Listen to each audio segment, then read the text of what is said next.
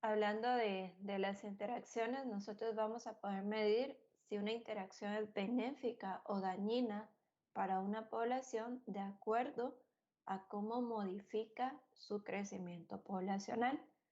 Aquí tenemos si una población se beneficia de esa interacción, la velocidad de crecimiento poblacional va a aumentar. Entonces, por aquí vamos a agregar la palabra poblacional.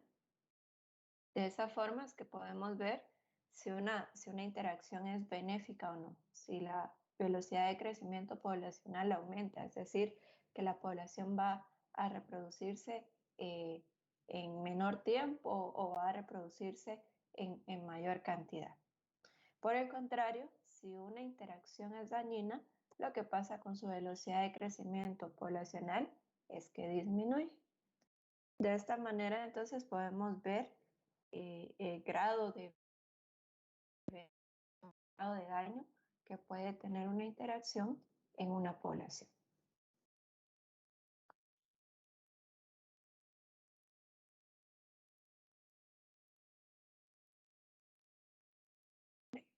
Vamos a continuar siempre hablando generalidades de las interacciones. Recordemos que son relaciones entre dos poblaciones o entre dos especies. Y como resultado de estas interacciones podemos ver que algunas son mixtas. ¿Cómo así que mixtas? La población A sale dañada y la población B se beneficia. Algunas otras interacciones van a ser provechosas o benéficas para ambas poblaciones. Ambas poblaciones van a ver que la velocidad de crecimiento poblacional aumenta y algunas otras interacciones son completamente dañinas. Ambas poblaciones salen dañadas. ¿Sí, Carlos? La pongo en listo, se puede regresar a la diapositiva anterior, por favor. Sí.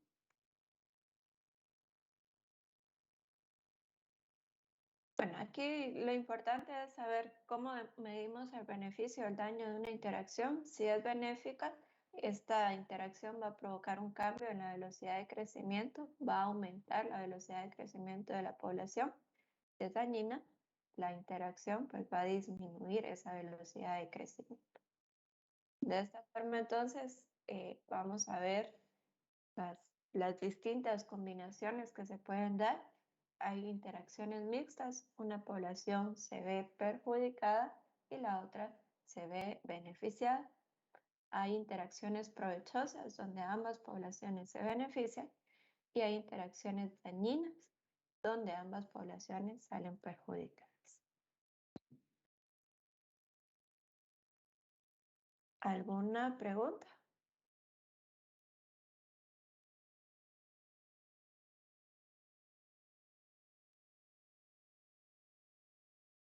No sé, Carlos, si todavía tienes la duda o...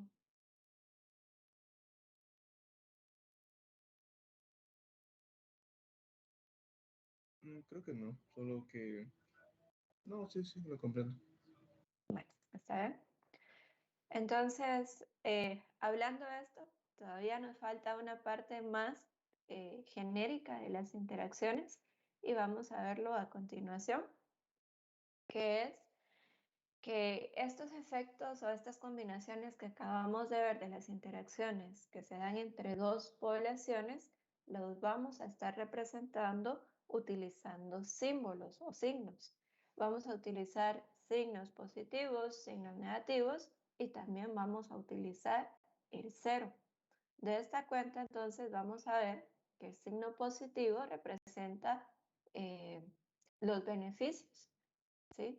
Cuando una población sale beneficiada de una interacción, vamos a utilizar el signo positivo para representar ese beneficio. Si la población sale perjudicada, utilizamos el signo negativo para indicar ese daño. Y vamos a ver también que hay interacciones que no causan ningún efecto, que no causan ni daños ni beneficios, por lo tanto las vamos a estar representando con un cero. De acuerdo con lo anterior que vimos, teníamos interacciones mixtas, interacciones provechosas e interacciones dañinas. Utilizando este sistema de símbolos, podríamos representar a las interacciones mixtas con un signo menos y un signo más, ¿verdad? La población perjudicada y la población beneficiada.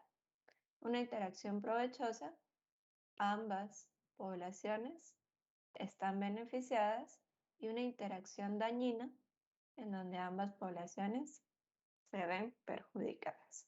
Y conforme vayamos viendo los tipos de interacciones, vamos a ver que también existen casos que son efectos nulos, ¿verdad? Que no tienen ningún efecto.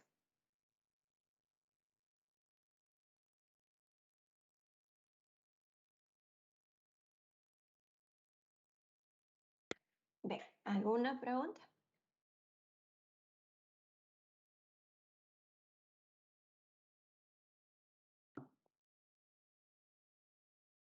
Ingeniera, supongamos que si la población de gallina ciega se interacciona con otra y el crecimiento poblacional es benéfico, pero nos atacan un cultivo, sigue siendo, su crecimiento sigue siendo benéfico.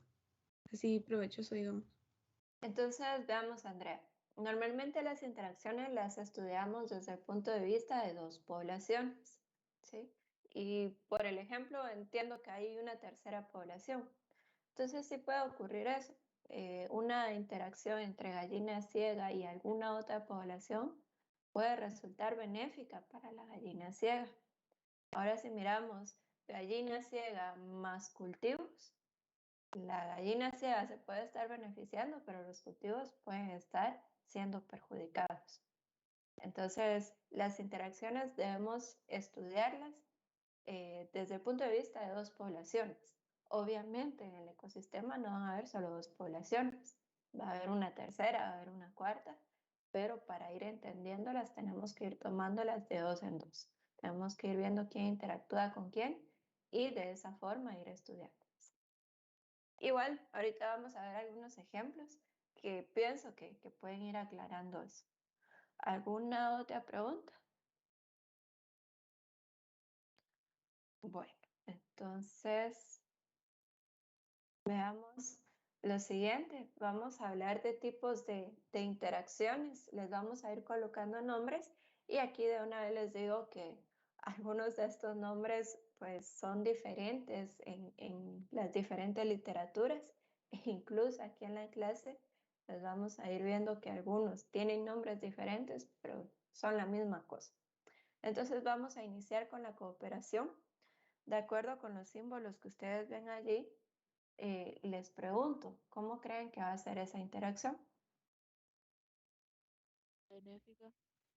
Va a ser benéfica, ¿correcto? Ambas poblaciones se van a ver beneficiadas. Entonces, veamos algunas de las características de la cooperación. Lo que acabamos de decir, ambas especies o poblaciones se ven beneficiadas. Otra característica muy importante es que no son dependientes una de la otra.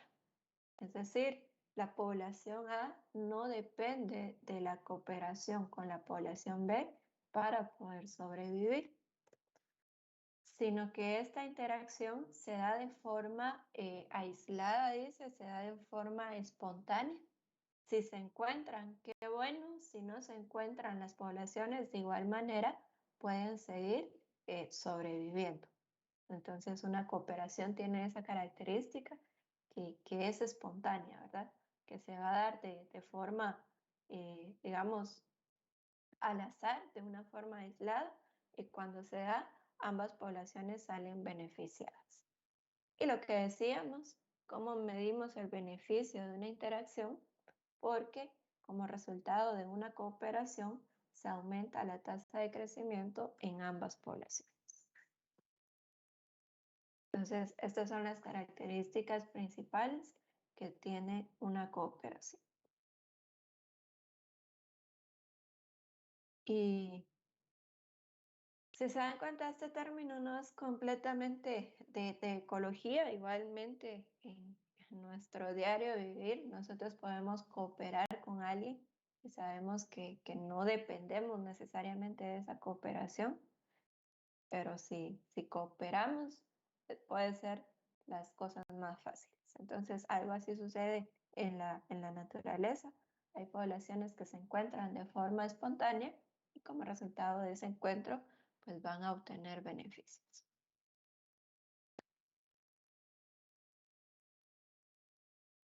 Bueno, entonces veamos el ejemplo de cooperación.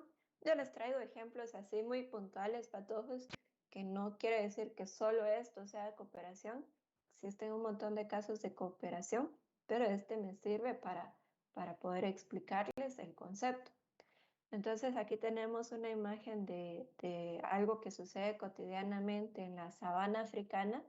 Todos estos animales que vemos en la fotografía son herbívoros. Son de diferentes especies, son de diferentes poblaciones. Estos animales no se ponen de acuerdo para ir a comer al mismo tiempo en un mismo punto, sino que simplemente allí está el alimento, allí está el pasto y se dedican a comer. Lo que sucede es que muchos de estos herbívoros, vamos a tomar a la cebra de ejemplo, muchos de estos herbívoros cuando divisan a un individuo o a una población de jirafas, tratan de ir a comer cerca de las jirafas. ¿Por qué razón? Las jirafas, al ser más grandes, pues tienen un campo de visión más amplio y logran distinguir a los depredadores a una mayor distancia. Entonces están comiendo ahí tranquilos, pero si notan que la jirafa de repente sale huyendo, esa es la señal para que todos los demás herbívoros que estaban allí también salgan corriendo. ¿Se pusieron de acuerdo para ir a comer? No. Entonces no son dependientes una población con la otra. Si de todos modos no está la jirafa, las demás poblaciones siguen su vida normal, sí, pueden seguir sobreviviendo, no son dependientes de la jirafa, solo fue un encuentro casual, espontáneo que se dio y como resultado de ese encuentro casual y espontáneo, pues tienen más posibilidades de sobrevivir si hay un depredador. ¿Qué gana la jirafa? La jirafa, al estar cerca de los demás herbívoros, pues tienen mayor probabilidad de no ser cazada, ¿sí? De no ser presa, dado que si hay un depredador cerca, va a escoger a una presa que sea más pequeña, una presa que sea más débil. Entonces, vean, ambas poblaciones, tomando ahí la cebra y la jirafa, ambas poblaciones se benefician de este encuentro casual que se dio en ese momento. Eso es una cooperación. No sé si tienen preguntas. Así como el sistema MILPA puede ser un tipo de interacción cooperativa. ¿El sistema MILPA puede hacer cooperación? Es posible según lo que hemos hablado. Pues el maíz puede desarrollarse por sí solo, el frijol también puede desarrollarse por sí solo, las calabazas también, pero si están juntos todos, pueden ser un poco más productivos. Entonces también podría ser una cooperación. ¿Alguna otra pregunta? Bueno, entonces pasamos a ver otro tipo de interacción que vean. Esta también es beneficiosa, también tiene ahí los dos símbolos positivos. Y si vemos las características del mutualismo, es igual, ambas especies se benefician de esta interacción y aquí viene la diferencia, que en este caso las especies sí dependen una de la otra. Y esto es debido a un largo proceso evolutivo, a que estas especies han ido evolucionando de manera conjunta. Una especie ha ido evolucionando a la par de la otra y por esa razón, en la actualidad, una depende de la otra. Al mutualismo también le llaman simbiosis. Lo único es que el término simbiosis es más genérico. El término simbiosis puede lo que significa es una interacción entre dos seres vivos. Entonces, a veces la simbiosis se utiliza para señalar una interacción benéfica, como el mutualismo. A veces se utiliza para señalar interacciones dañinas. Pero como sea, tengan ahí ustedes ese concepto también, que simbiosis puede ser en algún momento lo mismo que mutualismo, dependiendo las literaturas. Entonces, vean, la diferencia de mutualismo con cooperación, pues es esto, que las especies van a depender de esa interacción para sobrevivir. Hay diferentes tipos de mutualismo. Vamos a ver el mutualismo facultativo y el mutualismo obligado, y vamos a hablar de cada uno de estos. ¿Si tienen alguna pregunta? Sí, Oscar. En este caso, el mutualismo puede entrar el líquen, creo que. Sí, es posible. Y ahorita vamos a ver ejemplos específicos de esos. Entonces vamos a hablar de cada uno de estos tipos de mutualismo. Y vean, vamos a hablar del mutualismo facultativo. Se los explico y ya luego ustedes me dicen a qué se parece. Mutualismo facultativo dice que es una relación en que ambas poblaciones obtienen beneficios, pero vean, dice que no dependen de esta relación para sobrevivir. Ahorita les termino de explicar y ya luego ustedes me dicen qué es lo que ven ahí. Un ejemplo de mutualismo facultativo son las plantas mirmecófitas. Aquí tenemos a estas plantas que pertenecen al género Acacia. Y en las acacias es bastante común observar que encima de ellas viven hormigas. Entonces, por una historia evolutiva, las hormigas han desarrollado una afinidad por las acacias, ¿sí? Entonces, la acacia le brinda un refugio a las hormigas y a cambio las hormigas brindan defensa a las plantas para evitar ser depredadas.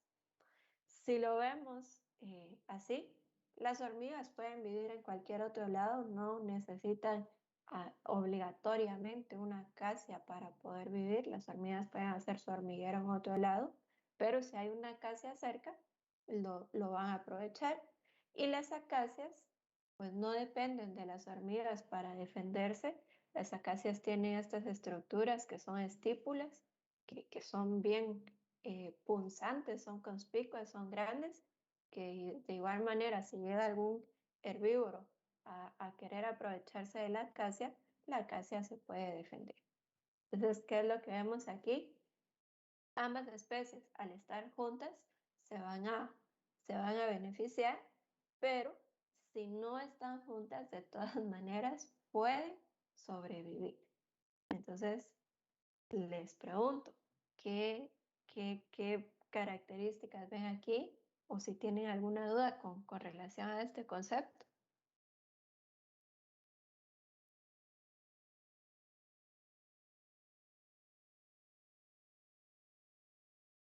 Otro nombre que se le da al mutualismo facultativo puede ser simbiosis. Simbiosis facultativa. Y si ustedes se dan cuenta, esto se parece mucho a lo que acabamos de ver. Entonces, al mutualismo facultativo también le podemos llamar cooperación. ¿Por qué también es una cooperación? Por esta parte que está aquí marcada. Porque estas especies no dependen de esa interacción para sobrevivir. Si se llegan a encontrar, pues es bueno para ambas especies, pero si no se llegan a encontrar, de todas maneras van a poder sobrevivir. Entonces, cooperación, mutualismo facultativo o simbiosis facultativo son tres nombres para la misma interacción. Son tres nombres para la misma interacción beneficiosa que sea entre dos poblaciones que no dependen de esa interacción para sobrevivir. ¿Preguntas? Ingeniero, una pregunta. Usted dijo que que esto se había dado por evolución. O sea, que las hormigas durante el proceso de evolución habían preferido estar en estas plantas. Ujú. No, solo eso quería saber, gracias. Bueno, sí, es así. ¿Cómo es que las hormigas se identifican o prefieren una planta de acacia? ¿Por qué no utilizan de refugio una planta de maíz, por ejemplo? Es por relaciones evolutivas. Lo único es que vemos en esta interacción que a pesar de que está esa historia evolutiva, no son dependientes una de la otra para sobrevivir. Esto ya lo había platicado yo en otra sección y me preguntaban, ¿y cómo hacemos para diferenciar cooperación de mutualismo facultativo? Entonces les traslado yo a ustedes esa duda. ¿Cómo van a hacer ustedes para diferenciar cooperación de mutualismo facultativo?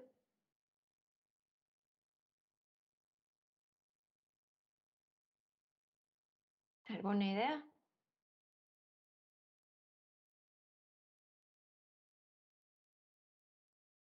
Bueno, solo porque es muy temprano y de repente están ahí todavía algo dormiditos, se los voy a decir.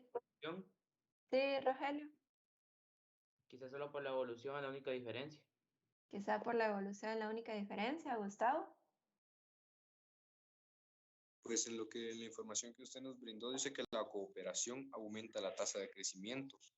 No sé si en eso puede variar con respecto al mutualismo facultativo. Pues de lo que hablamos al inicio, de cómo medíamos el grado de beneficio de una interacción, es por eso, ¿verdad? Una interacción es beneficiosa cuando aumenta la tasa de crecimiento poblacional de las especies. Y de acuerdo con lo que decía Rogelio, por la historia evolutiva que existe, entonces yo les pregunto, ¿cómo es que las cebras, los otros herbívoros y las jirafas que vimos en la imagen anterior viven en ese mismo lugar? Por evolución, ¿verdad? Han llegado a ocupar esos mismos lugares por una historia evolutiva. Entonces, patojos, ¿cómo diferenciamos cooperación de mutualismo facultativo? No lo diferenciamos, es que son la misma cosa, ¿sí? Por eso les decía, son tres nombres diferentes para la misma interacción. ¿Por qué tienen esos tres nombres diferentes? Por cuestiones de literatura.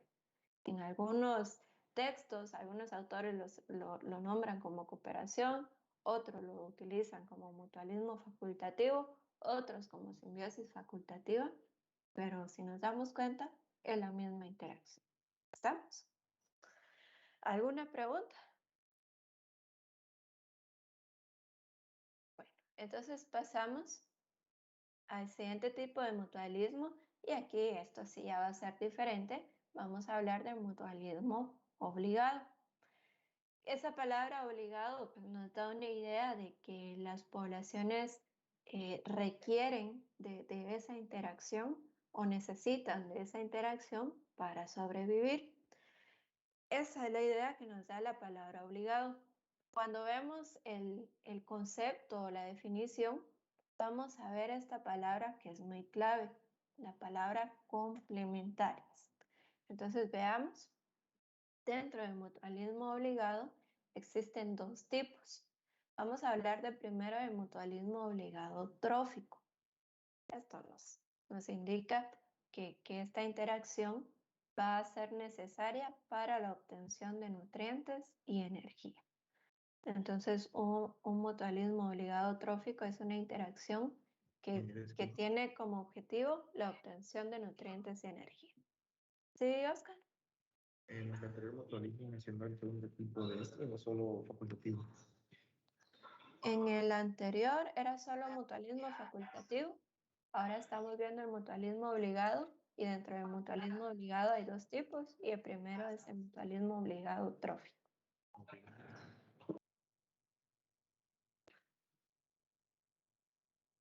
Entonces les decía, el mutualismo obligado trófico es una interacción que tiene como objetivo la obtención de nutrientes y energía. Es decir, dos poblaciones van a interactuar, van a establecer esta interacción para que ambas puedan obtener nutrientes y energía.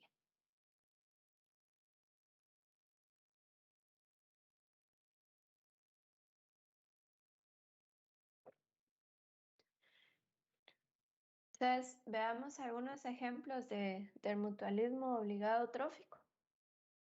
Aquí tenemos estos 3 ejemplos. Vamos a empezar con el más fácil de comprender. Aquí tenemos termitas. Estos son insectos que se aprovechan de la madera. Y como bien ustedes se recordarán, en biología en algún momento les dijimos que ningún animal puede degradar la celulosa. Entonces, ¿qué es lo que pasa con las termitas? En su aparato digestivo tienen un protozoo que es el encargado de degradar esa celulosa, y ese protozoo le brinda esos nutrientes a la termita a partir de la celulosa, y la termita a cambio le permite vivir ahí en su sistema digestivo y también le traslada nutrientes. Ese es un mutualismo obligado trófico. El protozoo no puede vivir en el ambiente exterior y la termita no podría vivir sin ese protozoo porque no podría aprovechar esa celulosa presente en la madera. Aquí hay otros 2 ejemplos que tienen más sentido con la palabra complementaria, que es una relación complementaria. Vamos a hablar de las micorrizas. Las micorrizas son sumamente importantes en un montón de especies, pero vamos a hacer mucho énfasis en coníferas. En las coníferas, como el pino, por ejemplo, en sus edades tempranas, cuando son plántulas, son muy dependientes de la presencia de micorrizas en el sustrato para poder obtener los nutrientes.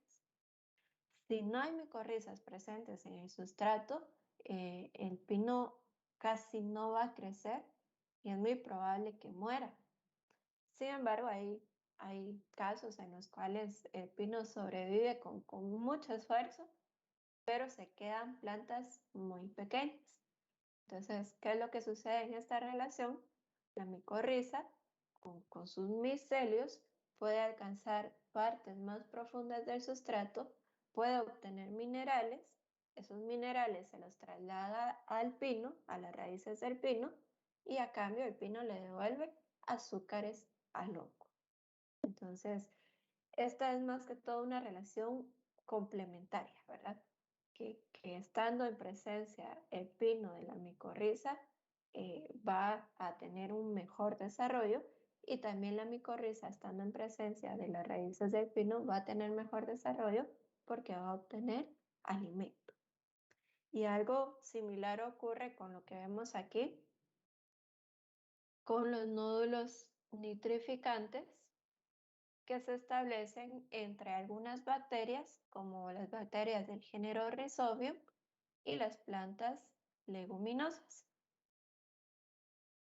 Podemos poner de ejemplo aquí al frijol. ¿Qué es lo que sucede? Las bacterias del género Rhizobium son capaces de tomar el nitrógeno atmosférico y convertirlo en una forma aprovechable para las plantas. Entonces, esas bacterias toman el nitrógeno, lo transforman en nitrato, se lo trasladan al frijol, y a cambio el frijol le devuelve azúcares a las bacterias. Y ustedes pueden pensar, pero de todos modos el frijol crece sin que haya Rhizobium. Y sí crece, pero de manera muy lenta, se desarrolla muy mal, se quedan plantas muy pequeñas, muy amarillas, que no son tan productivas. Entonces, esta interacción del tipo mutualismo obligado trófico beneficia a ambas poblaciones. Es mejor, siempre es mejor, si hay Rhizobium en el suelo para el adecuado desarrollo de las plantas leguminosas.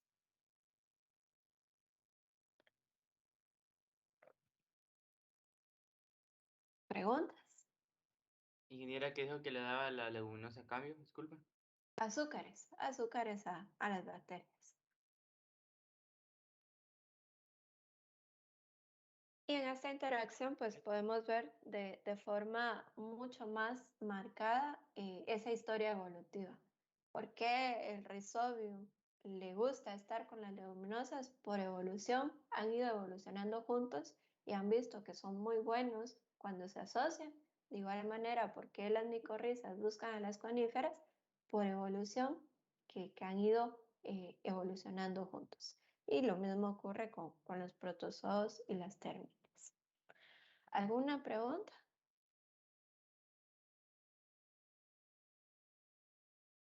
Bueno, entonces pasemos a ver el siguiente Mira. tipo de... ¿Sí? Solo la podemos hacer regresar a la diapositiva anterior. Ahí está. Sí. Gracias. Ingeniero, una pregunta. Sí. Así como el caso que muchas plantas son, ¿cómo le dirá? Polinizadas por un animal en específico, que solo ese animal las puede polinizar, como creo que hay una que solo la puede polinizar el murciélago, entraría en este tipo ay, ya ni me recuerdo, pero en ese tipo de mutualismo. Entonces, esa su pregunta se resuelve acá. ¿Ve? El otro tipo de mutualismo obligado es de dispersión. Entonces, en los mutualismos obligados hay mutualismos obligados tróficos y mutualismos obligados de dispersión, y esto tiene que ver con el proceso de polinización. En el mutualismo obligado de dispersión es justamente la duda de Rogelio, en la cual hay plantas que dependen de una especie animal para transportar ya sea el polen o las semillas. Y entonces el vegetal se beneficia de que este animal va a transportar su polen o sus semillas, y el animal se beneficia porque en ese proceso de polinización o de dispersión el animal va a consumir alimento. El mutualismo obligado de dispersión, que es un ejemplo así básico, es el caso de lo que sucede con el cacao y esta mosca llamada Fursipomia. Yo creo que así se escribe. ¿Qué es lo que ocurre con la Fursipomia? Las flores del cacao están, como dijéramos, de cabeza, son muy pequeñitas, entonces aunque lleguen abejas allí, aunque lleguen otros polinizadores, es bien difícil de polinizar porque el estigma no se encuentra tan visible. Sin embargo, existe una mosca que es la Forcipomia, que es así de pequeñita, vean. Las flores del cacao son como de 1 centímetro más o menos, y esta mosca es bien chiquitita, que puede caminar por los pétalos, puede caminar por todas las estructuras de la flor y logra polinizar las flores del cacao. Se ha hecho un estimado que en las plantaciones de cacao donde no existe Forcipomia, menos del 20% de las flores son polinizadas. Y en las plantaciones de cacao donde hay presencia de Forcipomia, se polinizan hasta el 80% de las flores. Entonces, es una dependencia muy grande que tiene el cacao de la presencia de estas moscas, que han ido disminuyendo la población de Forcipomias por el uso de insecticidas, y en la actualidad es bastante difícil encontrar estas poblaciones en las plantaciones de cacao. Y también que hay muchos polinizadores generales, ¿verdad? Hay muchos polinizadores que no van a una especie vegetal en específico, pero que las especies vegetales dependen de los polinizadores para que se realice ese proceso. Entonces, hay especies vegetales que han evolucionado sus flores para que vayan polinizadores a hacer ese proceso. Ya no lo pueden hacer por el viento, por ejemplo, sino que dependen de los polinizadores. Entonces, en los mutualismos obligados de dispersión, vamos a ver que existe un mayor o un menor grado de dependencia.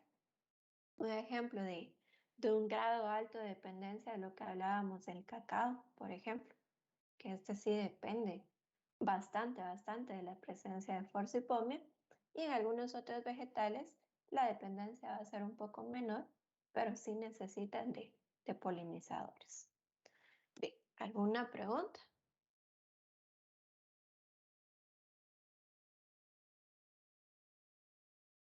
Bueno, entonces, Ingeniero, sí, Rodolfo.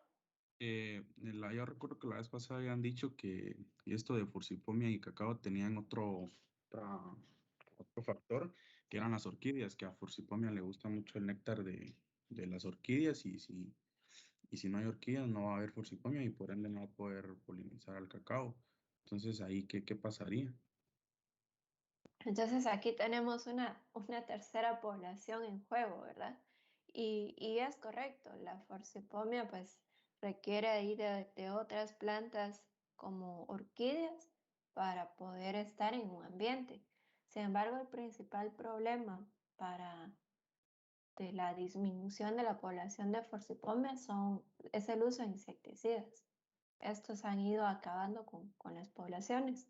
Entonces, se puede tener una plantación de cacao, propiciar el crecimiento de orquídeas, pero si se siguen utilizando los insecticidas, pues Forcipomia no va a estar presente, ¿verdad? Y ahí podríamos ver otro tipo de interacción entre las orquídeas y el cacao, por ejemplo, entre las orquídeas y Forcipomia. ¿Alguna otra pregunta? Ingeniero, entonces según lo que dijo, por ejemplo, así como, no sé si hay plantas, pero hay plantas que pueden ser polinizadas, ya sea por uno o varios insectos, no de la misma clase, siempre entran en este tipo de mutualismo, solo que son menos dependientes una de las otras, porque hay más insectos y más animales, así como el colibrí, que la pueden polinizar. Es correcto, Rogelio. Entonces hay vegetales que no dependen de un solo polinizador. Hay vegetales que pueden ser polinizados por varios insectos, incluso por aves. Entonces, la dependencia es de un polinizador, pero ese polinizador puede ser varios animales. Entonces, la dependencia es un poco menor. ¿Alguna otra pregunta? Entonces, con relación a la pregunta ahí de Rodolfo de las orquídeas, esto se puede relacionar mucho con esta interacción que tenemos acá. Vean, aquí ya cambian un poco los símbolos. ¿Qué significa esto que estamos viendo?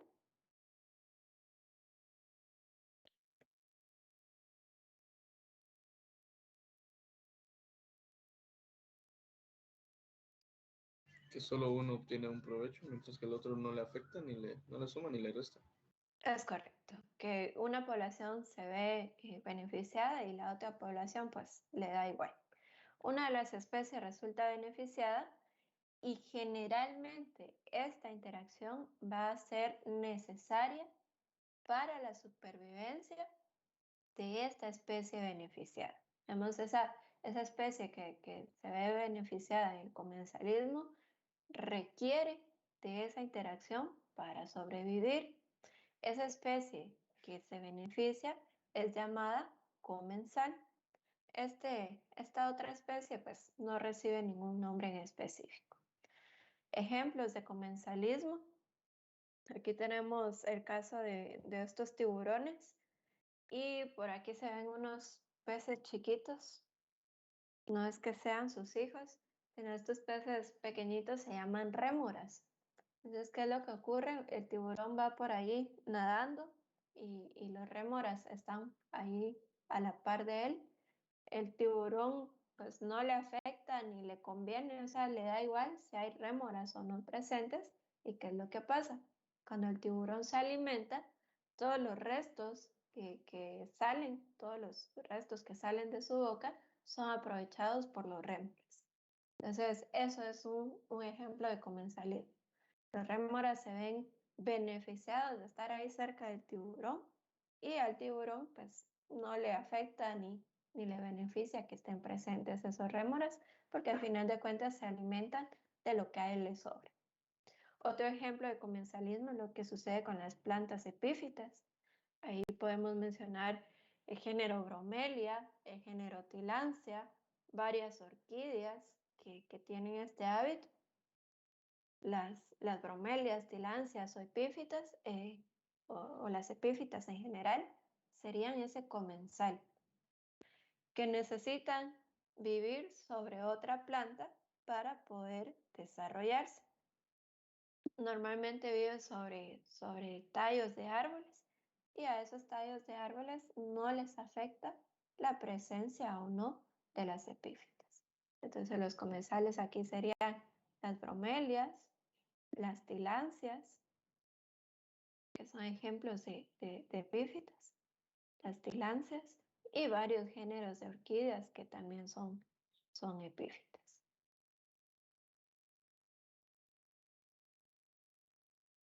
¿Alguna pregunta?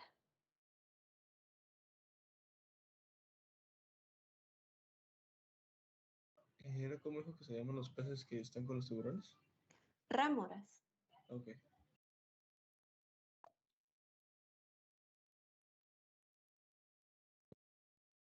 ¿Alguna otra pregunta? Donde están esos como búfalos y los pájaros están comiendo las garrapatas de ellos, no entraría aquí, ¿va? Esa es otra. Realmente sí entra ahí los búfalos o el ganado en general que se beneficia no sería la palabra que se beneficia. En el ganado muchas veces llegan aves a comerse las garrapatas. Entonces las aves pueden depender de ese alimento y el ganado no necesariamente depende de eso para eliminarse las garrapatas. Entonces, vean, aquí es donde se comienza a complicar un poco porque en algunos momentos podríamos pensar que eso puede ser también una cooperación, ¿verdad? Y que las aves pueden obtener alimento de otro lado, el ganado puede ver de qué otra manera se quita las garrapatas, pero si se llegan a encontrar, es beneficioso para ambos. Entonces, hay que ver bien el planteamiento de esa relación, cómo se da, si es la única comida que puede existir para las aves, de repente es un comensalismo, ¿verdad? Si las aves tienen otro tipo de alimentación, entonces ya podríamos hablar de una cooperación. Bueno, veamos otra interacción. Aquí tenemos el amensalismo. Vean, aquí los símbolos están cambiados. Una especie se ve perjudicada y a la otra le da igual. Entonces, una especie dice que inhibe es disminuir o hacer desaparecer el crecimiento y la supervivencia de otra. La especie que inhibe, la especie que provoca ese daño, a esa especie no le afecta nada, ni le beneficia ni le perjudica. La especie que se ve afectada recibe el nombre de amensal. Entonces aquí tenemos esta que tiene el signo negativo, es la que recibe ese nombre de amensal. Bueno, no me deja escribir ahí. Y esta que es la que causa el daño no recibe ni un beneficio ni tampoco le perjudica.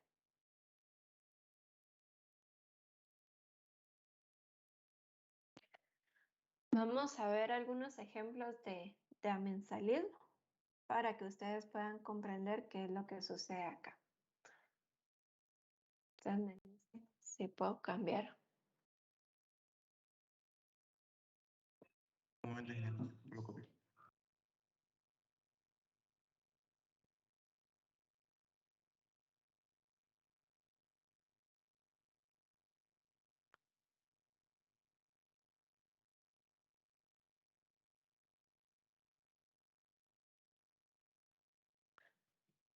Esta puede ser una interacción ahí un poco compleja y vamos a ver que hay diferentes tipos de acuerdo con las especies que están involucradas. Y es más que todo entre microorganismos y también se puede dar en vegetales. Ahorita mismo no recuerdo que haya un ejemplo entre animales. Entonces vamos a ver los ejemplos. Veamos. Un primer tipo de amensalismo es la alelopatía. La alelopatía es algo que sucede en vegetales o está muy relacionado a los vegetales. Hay vegetales que producen sustancias tóxicas, pero el vegetal que produce esas sustancias tóxicas no le afecta, sino que va a liberar esas sustancias y va a afectar a las demás especies vegetales. Un ejemplo de ello es el eucalipto. El eucalipto en su sistema produce sustancias químicas que pueden ser tóxicas, que van a inhibir, es decir, van a impedir el crecimiento de otros vegetales a su alrededor. Ustedes de ahora en adelante dense cuenta en lugares donde crece un árbol de eucalipto, es muy probable que nada más crezca a su alrededor, que no crezca otro árbol, por ejemplo, u otro arbusto.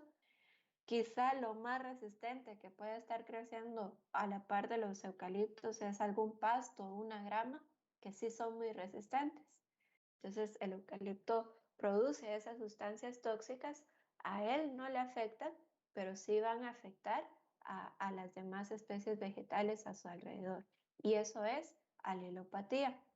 Una de las características de los eucaliptos es que su corteza se cae, se rompe, como que si fueran pedazos de papel, y está muy relacionado con las sustancias tóxicas que produce. O sea, de tanta toxicidad que produce que hasta su corteza se va rompiendo. Eso es alelopatía, y varios vegetales tienen ese efecto, tienen esa característica. Esto sucede también, aquí relacionamos algunos temas patojos de por qué es tan importante cuando tenemos un cultivo mantenerlo limpio y libre de malezas, porque les digo, esta característica de la alelopatía es muy común en vegetales, entonces algunas malezas pueden ser alelopáticas y por esa razón van a estar dañando al cultivo de interés. Al producir esas sustancias tóxicas, pueden provocar que el cultivo de interés deje de crecer. ¿Sí? Entonces, el amensal sería todo aquel que se ve perjudicado y el eucalipto pues no le provoca ningún daño ni tampoco le provoca beneficios. Otro ejemplo de amensalismo ocurre en microorganismos y es llamado antibiosis. Un ejemplo de antibiosis es lo que ocurre con la penicilina. La penicilina es un compuesto tóxico para las bacterias y esa penicilina la produce el hongo Penicillium. Entonces, el hongo Penicillium produce penicilina y la libera al exterior. La penicilina no le hace nada al hongo Penicillium, pero sí impide el crecimiento de otros microorganismos alrededor. Por esa razón, cuando estamos enfermos de alguna infección de garganta, alguna infección de oídos, alguna enfermedad relacionada con bacterias, es muy común que lo que sea penicilina, porque es una sustancia completamente tóxica para microorganismos, principalmente bacterias, que va a impedir el crecimiento de estos. Entonces, el amensal serían las bacterias que se ven perjudicadas y al hongo Penicillium eso no le afecta ni le beneficia.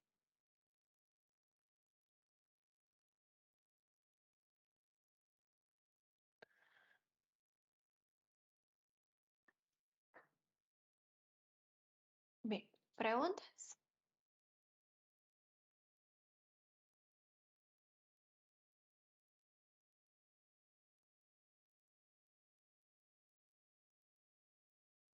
Entonces, si se dan cuenta, de acuerdo con lo que hablamos de amensalismo, pues está muy relacionado con el hecho de la producción de sustancias tóxicas, ¿verdad? Tanto en el ejemplo que vimos del eucalipto como en el ejemplo del hongo Penicillium, ambos individuos producen sustancias que son tóxicas y que van a tener efectos sobre las poblaciones de otros individuos que están ahí creciendo a su alrededor. No es una cuestión solo de que porque está presente el eucalipto no crecen otros vegetales, sino que el eucalipto produce sustancias que pueden ser tóxicas. De igual manera, el hongo Penicillium produce la penicilina, que es una sustancia tóxica. Entonces, el amensalismo está bastante relacionado con ese tipo de producción de sustancias. Bien, ¿Preguntas? Entonces pasemos a la siguiente interacción, que es la competencia. Y vean, en esta interacción, pues ambas poblaciones van a salir perjudicadas. La competencia se da siempre que los recursos ambientales sean escasos, siempre que los recursos sean limitados y al referirnos a los recursos, estamos hablando de alimentos, en el caso de animales, de nutrientes, luz solar y espacio, principalmente para vegetales. Entonces, cuando los recursos son limitados, vamos a ver esa competencia. Aquí ninguna de las poblaciones sale beneficiada, sino que al contrario, ambas poblaciones se resultan perjudicadas. ¿Por qué razón? Ambas poblaciones van a gastar energía, van a invertir energía en conseguir esos recursos. Van a gastar tanta energía en conseguir esos recursos que al final de cuentas en ambas poblaciones ya no va a quedar energía necesaria para la reproducción. Por eso es que ambas se ven afectadas. Esta interacción dice que es una exclusión competitiva. ¿Qué quiere decir esto? Que cuando hay dos poblaciones que necesitan el mismo recurso escaso, estas no van a poder coexistir en el mismo lugar al mismo tiempo. Se les repito que es exclusión competitiva. Si hay dos poblaciones que requieren del mismo recurso que es escaso, estas dos poblaciones no pueden coexistir en el mismo lugar al mismo tiempo. Estas van a competir y van a estar en una competencia sin pausa, que incluso como resultado de ello puede llegar a haber un cambio en el nicho ecológico. Puede llegar a haber un cambio en el nicho ecológico. Es decir, de la competencia, incluso una población puede llegar a eliminar completamente a otra y por lo tanto van a haber cambios en las funciones que desempeñan ambas poblaciones. Bien, ¿preguntas? Generar una pregunta de esto de exclusión competitiva. Dijo que si dos poblaciones necesitan de un mismo recurso escaso es cuando se da esto. Ajá, eso es exclusión competitiva. Cuando dos poblaciones requieren el mismo recurso escaso, estas dos poblaciones no van a poder coexistir en el mismo lugar al mismo tiempo. En otras palabras, una tiene que eliminar a la otra, ¿verdad? Una población tiene que eliminar a la otra para poder obtener ese recurso. Y como consecuencia de ello es que les digo que va a haber un cambio en el nicho ecológico, que van a haber cambios a nivel de las funciones que desempeñan las especies.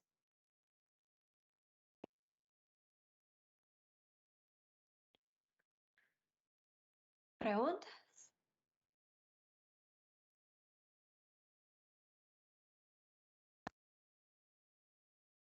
Bueno, entonces hay dos tipos de competencias y vamos a ver los ejemplos a continuación. Ustedes me dicen si ya terminaron de copiar.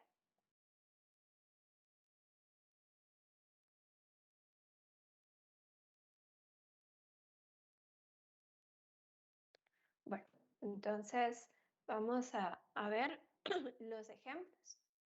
Cuando hablamos de competencia, tenemos que hacer la diferencia si esa competencia se da entre miembros de especies diferentes o entre miembros de la misma especie.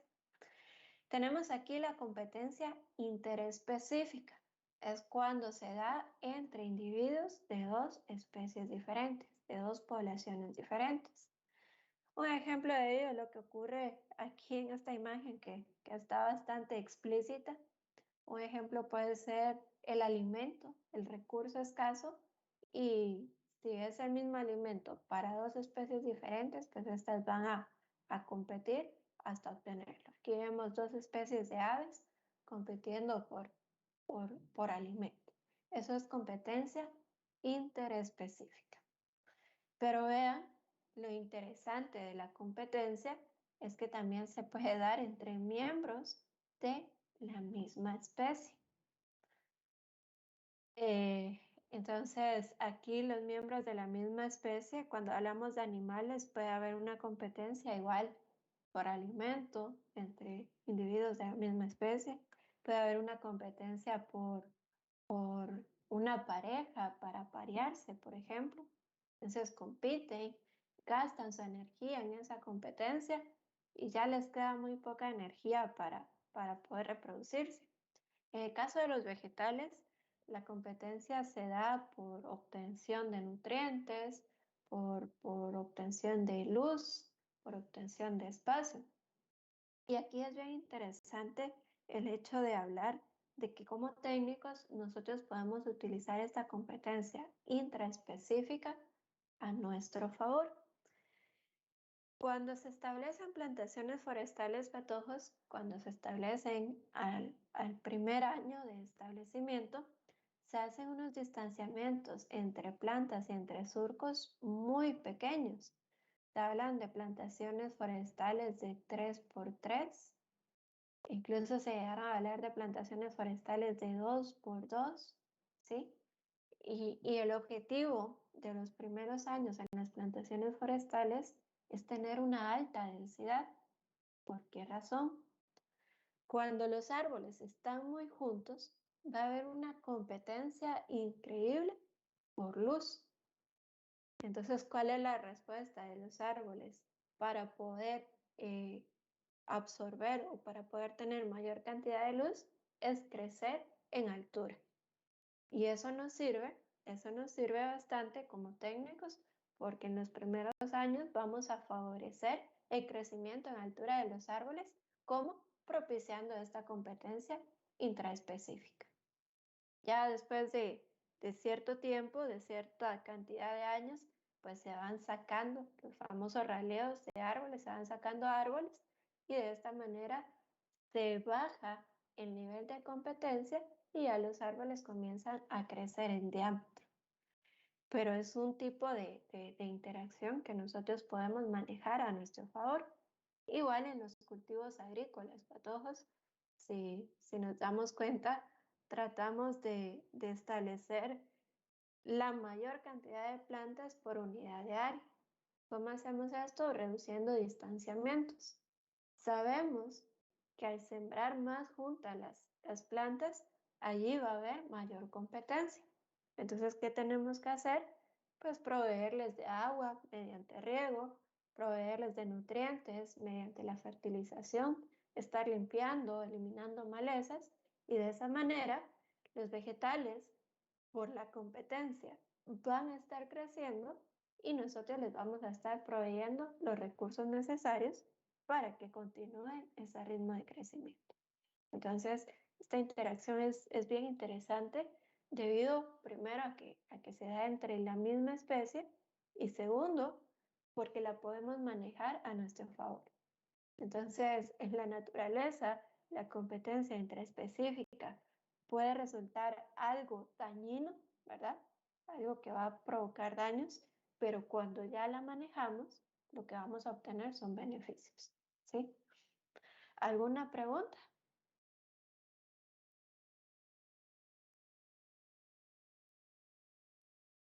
¿No hay dudas? Bueno, entonces, si no tienen preguntas, pasamos a la siguiente interacción, que es la depredación. Vean, aquí ya está como que una especie sí se beneficia y la otra se inhibe. La especie beneficiada es el depredador y la especie inhibida o perjudicada es la presa. La población depredadora es la que se beneficia al obtener alimento. La interacción de depredación principalmente es con el objetivo de alimentarse. Entonces es una interacción bastante específica para animales, ¿sí? Ya que el objetivo es la obtención de alimento. Y la población presa es la que sale perjudicada o inhibida. Aquí debemos recordar algo que ya habíamos hablado en algún momento en el curso, y es que si lo vemos de forma muy simplificada, pues definitivamente la población presa sale perjudicada, ¿verdad? La están cazando, la están atacando y están disminuyendo su población. Pero hay algo interesante. Normalmente las presas que son cazadas, las presas que son depredadas, son los individuos más débiles, son los individuos que tienen algún tipo de problema. Entonces, si lo vemos a largo plazo, la población presa se puede beneficiar de esta interacción. ¿Cómo? A largo plazo, los que quedan son los individuos mejor adaptados, los individuos más fuertes posiblemente, aquellos individuos con mejores características. Lo que va a hacer es que la población presa ahora tenga cada vez mejores características. Entonces, a largo plazo podríamos verlo eso como un beneficio para la población presa. Pero en el momento exacto que se da la interacción, solo el depredador se beneficia y la población presa se ve perjudicada. Entonces, veamos ejemplos de depredación. Vamos a utilizar estos ejemplos porque están relacionados ahí con nuestro qué hacer. Vamos a empezar con este de acá, que yo creo que ya hemos hablado bastante de este individuo, las mariquitas, o también llamados coccinélidos. Son insectos que se alimentan de otros insectos más pequeños, principalmente los pulgones.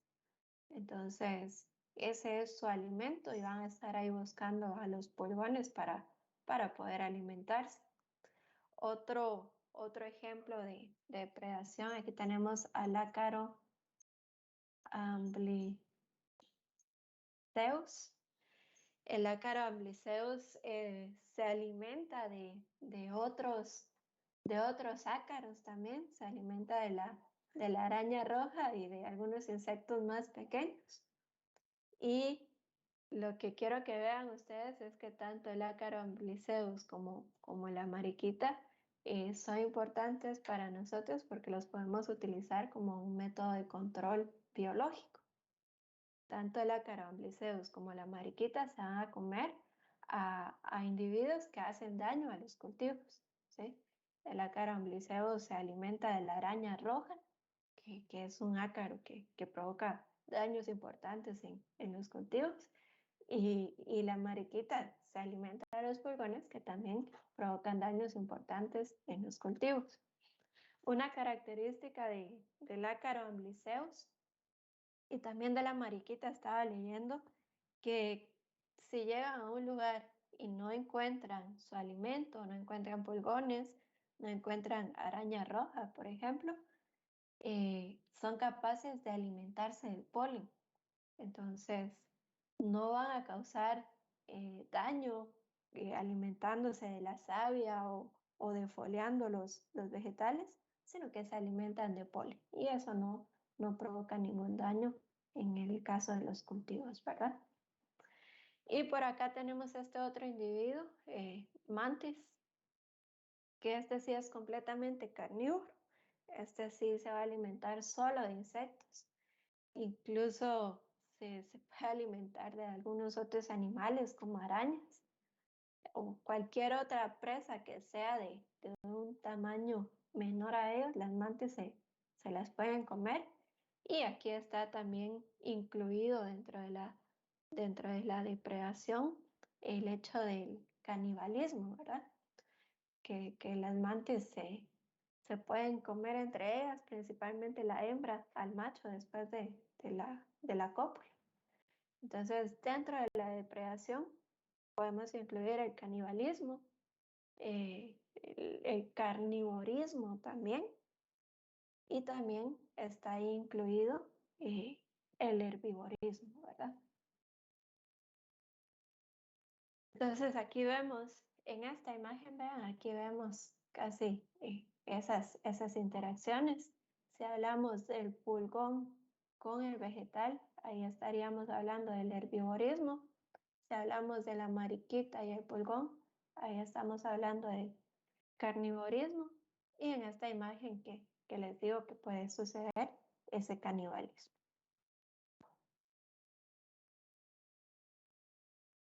Bien, ¿preguntas? Era una pregunta con el caso de las, plantas parásitas, que no necesariamente son las que tienen que alimentarse de las plantas o de su huésped, pero eso, como el mismo nombre lo dice, sería esto lo clasificado como un parasitismo, digamos. Así es, Carlos. Y ahorita, más adelante, vamos a hablar del parasitismo. Ingeniero, ¿las plantas carnívoras entrarían aquí o no? Las carnívoras, Las que se comen al sapo y todo eso. las plantas carnívoras, Rogelio, o quiénes? O yo creo que así se llaman. Hay unas que se abren y se comen a los sapos, he visto yo. Ah, bueno, pero sí estamos hablando de plantas, ¿verdad? Plantas carnívoras, que se comen algunos insectos o animales pequeños. Lo que sucede con las plantas carnívoras es que no se comen a los animales, lo único que hacen es atraparlos y estos se van a ir degradando y los absorben como nutrientes. Tiene ese nombre de plantas carnívoras por la facilidad, ¿verdad? Pero no es que la planta tenga esa acción real de comerse a los animales, sino que únicamente los atrapa con algunas enzimas y algunas sustancias que producen. Estos se van degradando y al final de cuentas los absorben como nutrientes. No sé, Rodolfo, si tenía alguna pregunta. ¿No? Bueno, entonces vamos a continuar. La siguiente interacción es parasitismo, ahí con lo relacionado que hablaba Carlos. Aquí también vamos a ver una especie que se beneficia y otra que sale perjudicada. La especie que sale perjudicada se recibe el nombre de huésped o también lo podemos encontrar con el nombre de hospedador y la especie que se beneficia se llama parásito. La especie parásita o el parásito requiere de esta interacción para sobrevivir. El parásito no tiene otra forma de vivir más que de alimentarse a expensas de otra. Entonces el parásito no tiene otra forma de obtener alimento, de obtener nutrientes, si no es alimentándose a expensas de otra.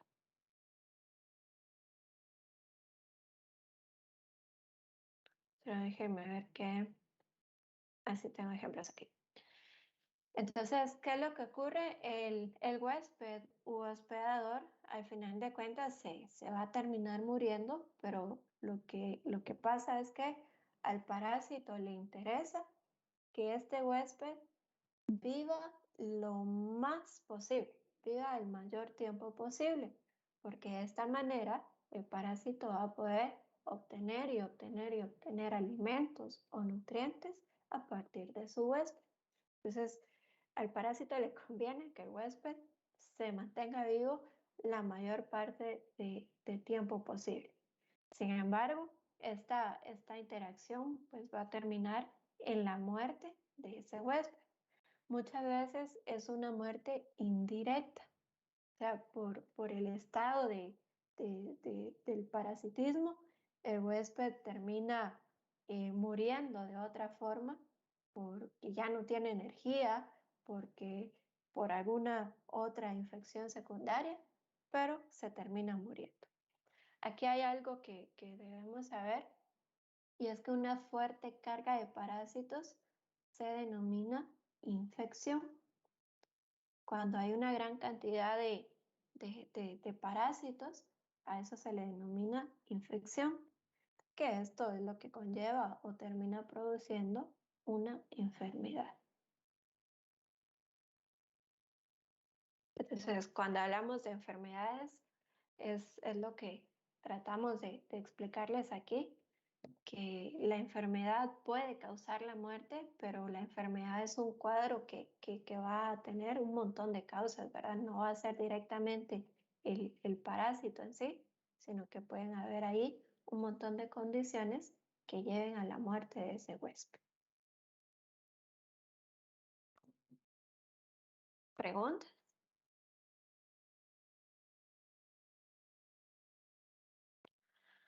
Entonces, veamos algunos ejemplos de parasitismo. Aquí tenemos principalmente animales. Existen avispas pequeñas que para poner sus huevos buscan larvas de algunos insectos. Entonces ovipositan en las larvas de los insectos y cuando estos huevos eclosionan, las larvas se van a alimentar de esa larva donde se encontraba. Existen también algunos hongos como el Metarrhizium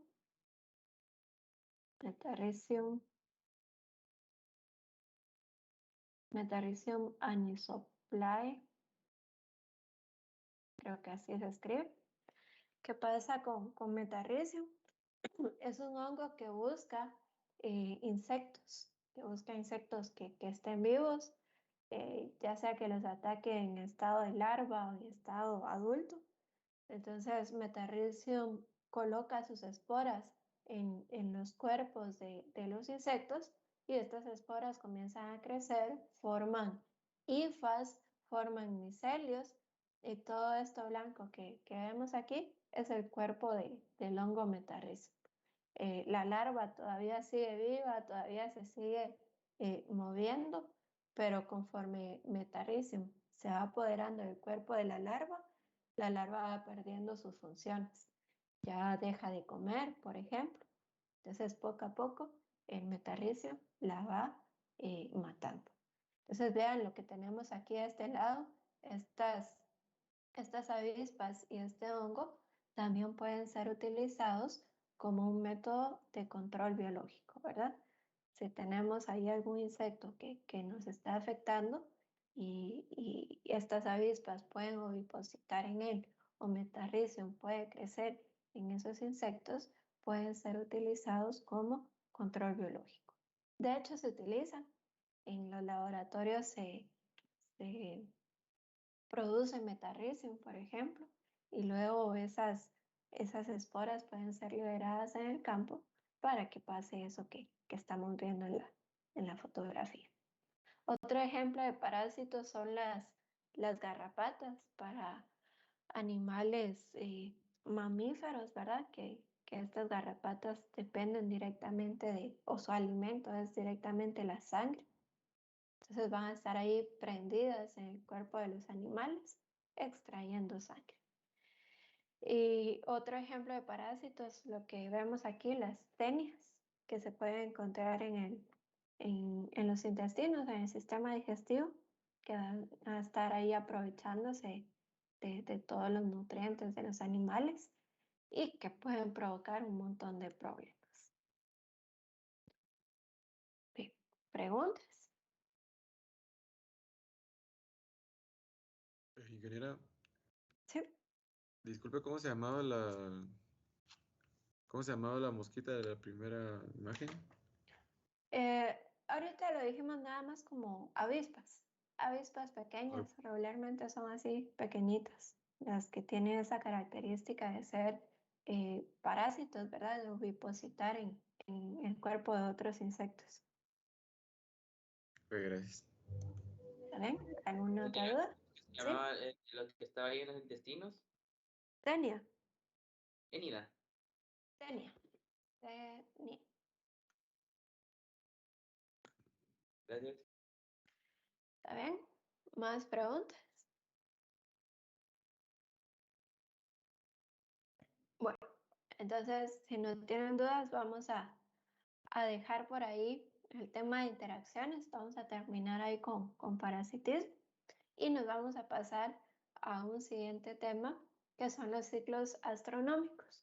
Este tema es bastante pequeño y bien sencillo, son cosas que ustedes ya conocen, ¿no? Entonces los ciclos astronómicos son esos fenómenos que que están relacionados con los movimientos de la Tierra, tanto con los movimientos de rotación como el movimiento de traslación.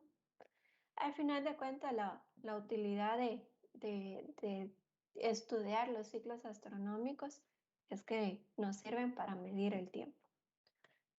Al hombre le interesa mucho la medición del tiempo porque con base en eso se puede hacer programaciones, se pueden hacer planificaciones que son muy importantes en los sistemas productivos.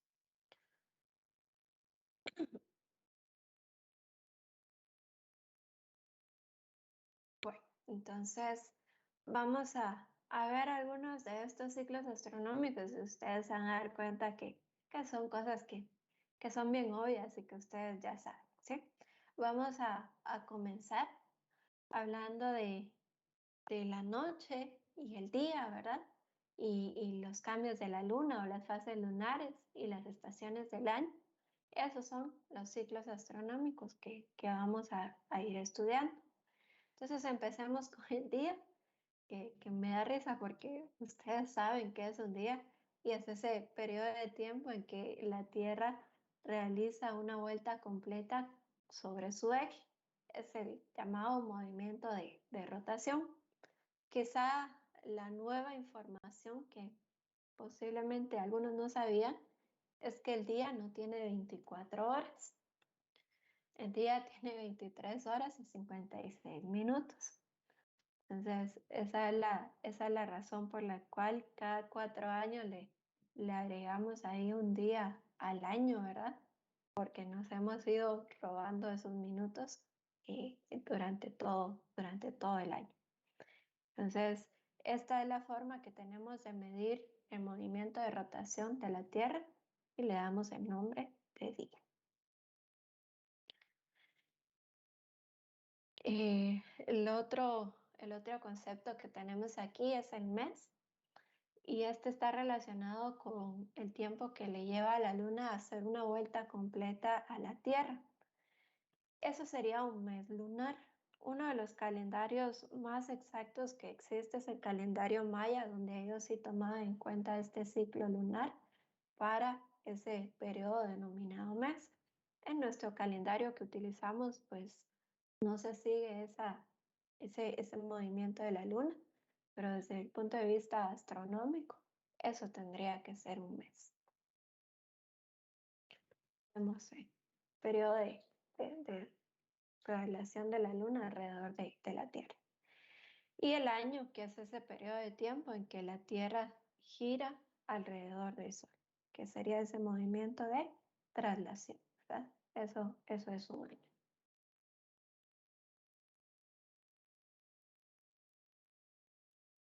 De todos modos, les pregunto, ¿tienen dudas?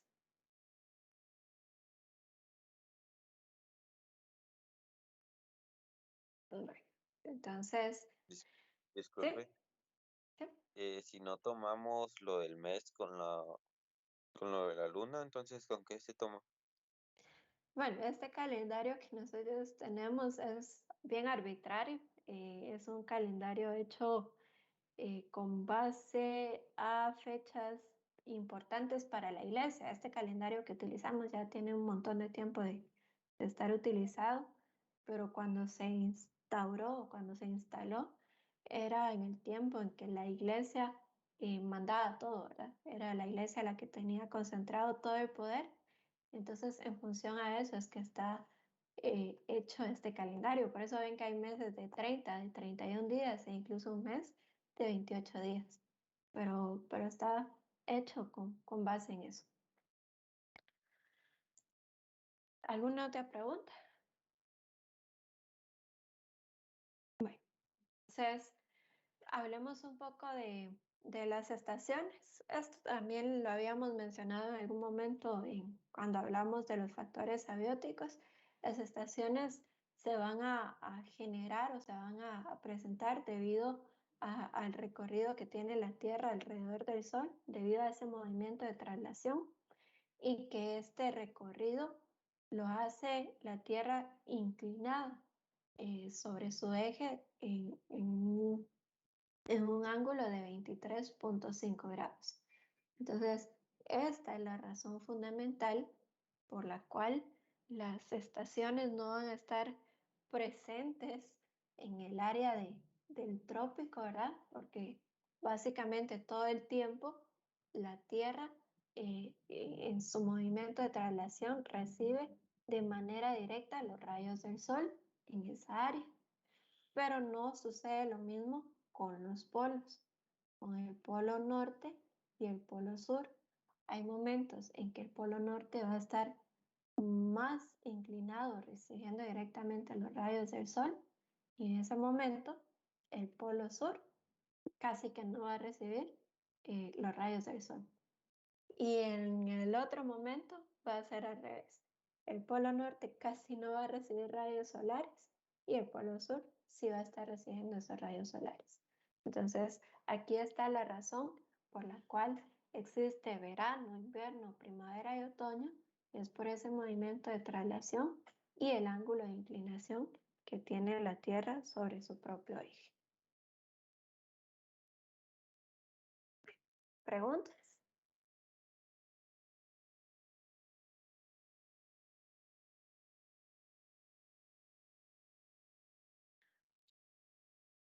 Bueno, si no tienen preguntas, entonces veamos a continuación las fases lunares. Este es un tema que ustedes lo conocen, pero quizá aquí lo que vamos a hacer es ponerle un poco de nombres a las cosas. Entonces vamos a ver que la Luna tiene una órbita, ¿sí?, que está girando alrededor de la Tierra. Y de acuerdo con las diferentes posiciones que ocupa la Luna con respecto al Sol y la Tierra, nosotros vamos a ver esas fases lunares. Vamos a comenzar cuando la Luna está entre la Tierra y el Sol, que lo vamos a ver en esta animación, en este momento. Vean esto. Eso es luna nueva, porque la Luna tiene orientada hacia la Tierra, o lo que nosotros vemos en la Tierra es la cara no iluminada, y a eso se le denomina luna nueva. Una semana más tarde, esa luna va a estar presente en este punto, y a eso es a lo que llamamos cuarto creciente. Por el movimiento solo vamos a ver una cuarta parte de la luna iluminada, ¿sí? A eso es a lo que llamamos cuarto creciente. Pasa una semana más y lo que vamos a ver es completamente la cara iluminada de la luna, y es a lo que llamamos luna llena, ¿sí? Ahí la luna está recibiendo completamente toda la luz, y eso es luna llena. Y luego pasa una semana más y vamos a ver posicionada la luna en este punto, y eso es el cuarto menguante. Es decir, va perdiendo un poco de luminosidad hasta que vemos el cuarto menguante. Entonces, esas son las fases lunares, y si se dan cuenta ustedes, son para pasar de una fase a la otra son 7 días. Es una semana y por ende a eso se le llama un mes, ¿verdad? Un mes lunar que va a estar conformado de 28 días. ¿Preguntas? ¿Cómo dijo que se llamaba la primera? Es luna nueva. Luna nueva.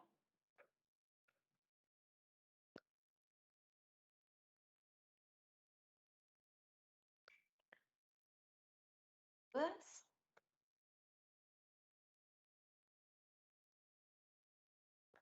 Entonces, quizás se estén preguntando de por qué estamos estudiando esto, y vamos a ver a continuación la importancia que puede tener el conocer las fases lunares o el comportamiento de estas posiciones de la luna con respecto a la posición entre el Sol y la Tierra.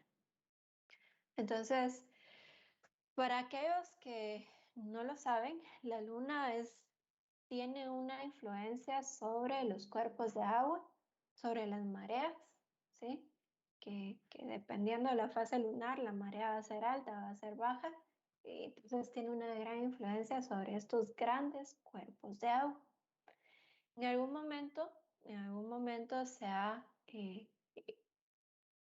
preguntado, se ha visto si la luna tiene influencia sobre esas grandes masas de agua.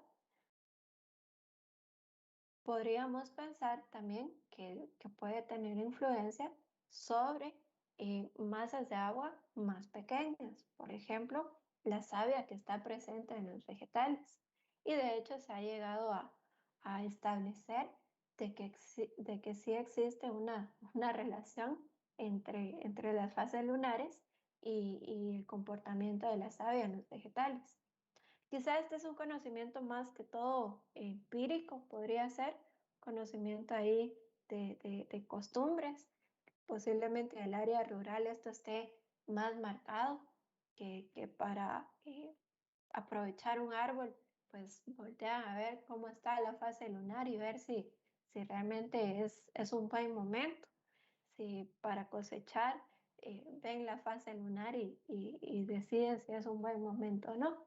Entonces, se ha llegado a estudiar o se ha llegado a ver alguna relación entre las fases lunares y la savia de los vegetales. Vamos a ver, por ejemplo, que en el caso de la luna nueva, la savia se moviliza hacia las partes bajas del vegetal y comienza a concentrarse en la raíz. Es lo que vemos acá. Entonces, hay un movimiento de savia hacia abajo y se concentra en la raíz. ¿Qué importancia tiene esto para la agricultura? Pues podríamos pensar que si la savia está concentrada en la raíz, podría ser un momento ideal para la cosecha de aquellos vegetales en los cuales vamos a aprovechar las raíces. Por ejemplo, zanahoria y rábanos, que van a tener un mayor peso, van a tener una mayor cantidad de savia y podrían ser un mejor momento para cosecharlos cuando hay luna nueva. Por ejemplo, si vamos a comercializar estos productos y los vamos a vender en función a su peso, pues la zanahoria, los rábanos van a estar más pesados cuando sea luna nueva, ¿verdad? Porque ahí va a estar concentrada esa raíz, esa savia. Veamos lo siguiente, no sé si tienen dudas. Veamos en la siguiente, bueno, también dice que es recomendable realizar podas. Las podas es la remoción de ramas, ¿verdad? Entonces, si realizamos podas cuando la savia está concentrada en la raíz, va a ser mucho más fácil para el vegetal poder cicatrizar, poder sanar de esa herida que deja la poda. Veamos en la siguiente fase, tenemos el cuarto creciente. Aquí ya empieza a haber un movimiento hacia arriba de la savia y dice que esto lo podríamos aprovechar para la cosecha de algunos cultivos donde aprovechamos las hojas, ¿verdad? Porque ahí va a haber una mayor cantidad de savia y pueden ser más ricos los vegetales en este momento. En el caso de la luna llena, la savia sigue en movimiento hacia arriba, pero ya se está acumulando en las partes aéreas, ¿verdad? En las partes más apicales. Entonces, ¿qué nos indica esto? Que nosotros podríamos aprovechar los frutos, podríamos aprovechar las hojas, las partes que están en la parte superior del vegetal. Y por último, el cuarto menguante, nuevamente la savia se comienza a dirigir hacia abajo, hacia la raíz, y esto podría ser un momento ideal para el trasplante de cultivos. Aquí podríamos aprovechar trasplantar porque sabemos que la savia se va a ir hacia abajo, luego se va a ir acumulando en la raíz y esto nos podría propiciar un mayor porcentaje de pegue o prendimiento de esos trasplantes. ¿Preguntas?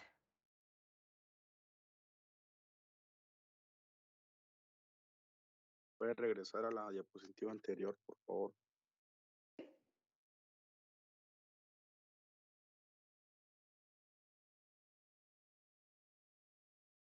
Gracias. Bueno, ¿está bien? ¿Alguna otra duda?